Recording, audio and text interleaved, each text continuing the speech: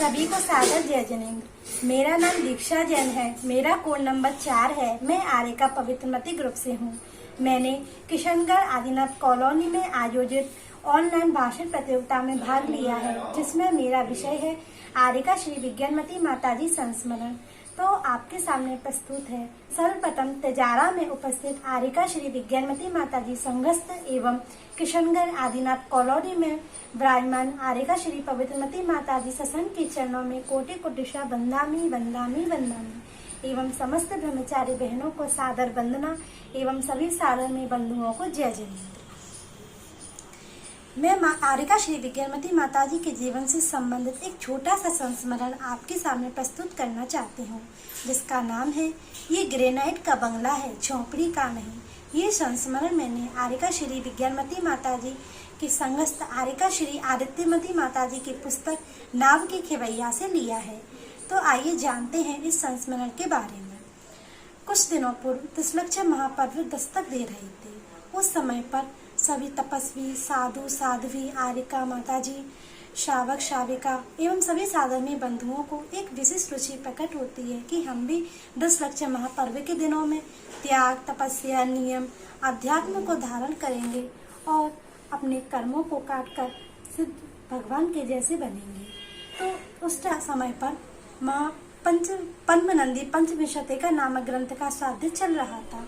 तभी स्वाध्याय के बीच में एक प्रसन्न बात पर आर्यका श्री पवित्रमती माताजी ने कहा, पूज्य माताजी, अब से हम 10 लक्ष्य महापर्व के समाप्त होने तक मुनक्की के पानी का त्याग करेंगे। तभी उनकी वाणी को सुनकर के समस्त संघस्थ आर्यका माताजी जो वहाँ पर विराजमान थी वो भी बोलने लगी, हाँ माताजी, हम भी मुनक्के का त्याग करेंगे, क्योंकि बाकी सभी सूखे मेवा का तो हमारा त्याग है, इसलिए हम भी मुनक्के का त्याग करेंगे। तभी उनकी वाणी को सुन के फिर आर्यका श्री कर्णमती माताजी भी कहने लगी, हाँ माताजी, मैं तो सभी प्रकार के मेवे लेती हूँ और कभी नहीं भी लेती हूँ, लेकिन मेरा त्याग नहीं है। सो आप मुझे भी कोई त्याग करा दीजिए, जिससे मेरा भी उद्धार हो सके।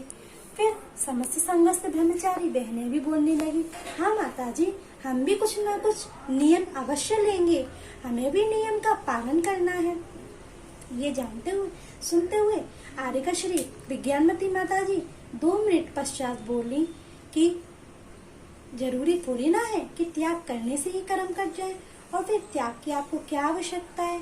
तभी समस्त माताजी ने कहा, हम कि माताजी, हम उपवास नहीं कर सकते, क्योंकि उपवास जितनी शक्ति तो नहीं है, लेकिन हम कुछ त्याग तो अवश्य ही कर सकते हैं। तब आर्यका श्री विज्ञानमती माताजी ने उन्हें समझाते हुए कहा कि देखो, त्याग करना ही कर्मों को काटने के लिए एक साधन नहीं है, बल्कि बिना त्याग किए भी हम कर्मों को काट सकते हैं। जरूरी थोड़ी ना है कि खा करके ही हम नियम लेकर के या किसी चीज का त्याग करके ही हम कर्मों को काट लें। हम तो खाते हुए भी नियमों का पालन करते हुए भी अपने कर्मों की निर्जरा कर सकते हैं। देखो किस तरह से हम अपने कर्मों को काट सकते हैं। हम यदि अनासक्त भाव से खाएं और खाने नहीं खिलाने जाएं, तो हम भी अपने कर्मों की निर्जरा कर सकते हैं और सहज भाव से कर सकते हैं।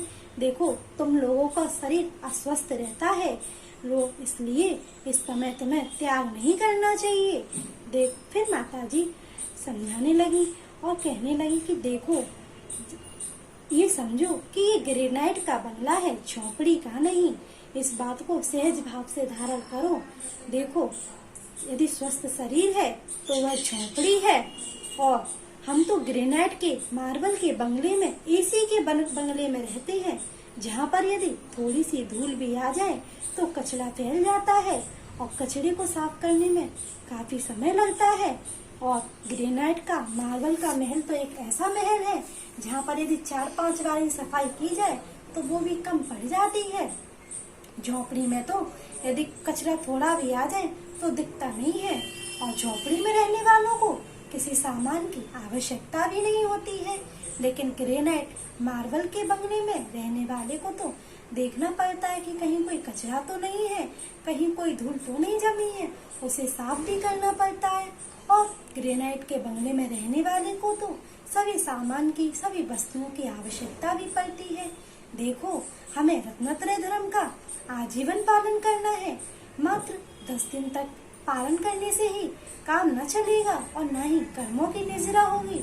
हमें तो रत्नत्रय धर्म का पालन आजीवन, जीवन पर्यंत करना है। इसलिए हमें याद रखना है कि हम ग्रेनाइट के बंगले में रहते हैं, झोपड़ी में नहीं रहते। यहाँ पे हमें समस्त वस्तुओं की भी आवश्यकता पड़ेगी, आवश्यक चीजों, वस्तुओं की, आवश्यक सामानों की भी आवश्यकता पड़ेगी, और ब्रह्मचारी बहनों की भी जरूरत पड़ेगी, औषधि की भी आवश्यकता होगी, औषधि युक्त भोजन की भी आवश्यकता होगी। समय आने पे ठंडाई, उकाली, औषधि इत्यादि की भी आवश्यकता पड़ेगी, और मालिश के लिए, बइयाबत्ती के लिए मलाई, घी, तेल इत्यादि की भी आवश्यकता पड़ेगी।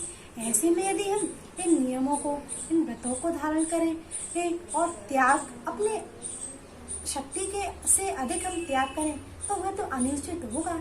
इससे हम रत्नत्रय धर्म का पालन न कर सकेंगे। ऐसा समझाते हुए माताजी समस्त अपनी शिष्याओं को समझाती हैं, और सभी उनकी मधुर वाणी, ज्ञानमयी वाणी को सुनकर के समस्त विराजमान वहाँ आरिकाएं एवं जितनी भी ब्रह्मचारी बहनें थी, सभी का उदास चेहरा दोबारा से उत्साहित एवं प्रफुल्लित हो जाता है, प्रमोदवान हो जाता है। फिर सभी माता कहती हैं कि हाँ पूज्य माता जी, आप बिल्कुल सही कहती हैं, हम आपकी आज्ञा का पूर्णतः पालन करेंगे। इस तरह से वैसे सच ही है बंधुओं कि एक माँ ही ऐसी है जो अपने सभी बच्चों को अपनी गोद में बिठा करके समान भाव से, समानता पूर्वक, क्षमता धारण करते हुए उनके जीवन को, उनके जीवन में आई प्रतिकूलताओं को अनुकूल बना देती है। ऐसी पूज्य माता जी के चरणों में कोटि कोटि शा